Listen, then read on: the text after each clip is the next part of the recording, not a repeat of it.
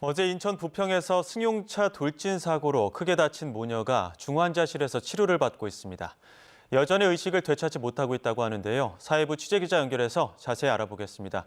조경원 기자, 피해 모녀가 아직 의식이 없다고요? 예, 사고 당시 심정지 상태로 병원으로 이송된 30대 엄마는 맥박이 돌아왔지만 아직 의식을 되찾지 못하고 위중한 상태인 것으로 파악됐습니다. 다리와 목을 심하게 다친 2살 배기 딸도 치료를 받고 있는데요. 어제 낮 12시 20분쯤 인천 부평구 십정동에서 승용차가 모녀를 덮치는 안타까운 사고가 발생했습니다. YTN이 확보한 CCTV를 보면 검은색 차량이 주차장 차단기 앞에 잠시 멈춰섰다가 그대로 인도로 돌진했습니다. 주변 수많은 시민이 모녀를 구하기 위해 차량을 들어 올리려 했지만 쉽게 움직이지 않았습니다. 가해자는 70대 운전자였는데 경찰 조사 오늘도 이어집니까?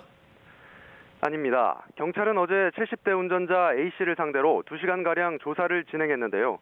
경찰 관계자는 사고 기록 장치 분석을 받아봐야겠지만 CCTV와 진술을 바탕으로 사고 원인이 파악된 만큼 추가 조사는 진행하지 않을 거라고 말했습니다. A씨는 가속 페달을 잘못 밟았다는 취지로 진술한 것으로 파악이 됐는데요. 주차요금을 결제하려고 창밖으로 손을 뻗는 순간 브레이크에서 발이 떼어졌고 가속 페달을 브레이크로 착각했다는 겁니다. A씨는 음주나 약물을 복용하지는 않았고 면허도 정상적으로 보유했던 것으로 확인됐습니다. 최근에 비슷한 페달 오조작 사고가 계속되고 있지 않습니까? 예, 앞서 지난 13일 오전 인천 마전동에서 60대 운전자가 몰던 SUV가 횡단보도를 건너던 20대 여성을 치어 숨지게 한 사고가 있었습니다. 이 SUV 블랙박스에는 차량이 갑자기 가속하는 모습이 담긴 것으로 전해졌는데 경찰은 운전자가 가속 페달을 잘못 밟았다고 보고 있습니다.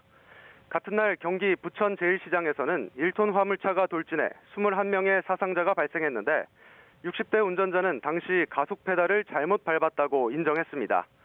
이처럼 최근 고령 운전자의 페달 오조작 사고가 잇따르면서 대책이 필요하다는 지적이 나오고 있습니다. 최근 5년 동안 자료를 보면 65세 이상 운전자 교통사고로 인한 사망자 수는 매년 700여 명 수준으로 나타납니다. 경찰청과 도로교통공단은 고위험 운전자 적성 검사를 강화하고 면허 반납 등을 적극 유도한다는 방침입니다. 전문가들은 또 고령 운전자의 건강 상태를 고려해 운전 시간이나 장소에 제한을 두는 조건부 운전면허 도입 등 대책이 필요하다고 조언합니다. 지금까지 사회부에서 YTN 조경원입니다.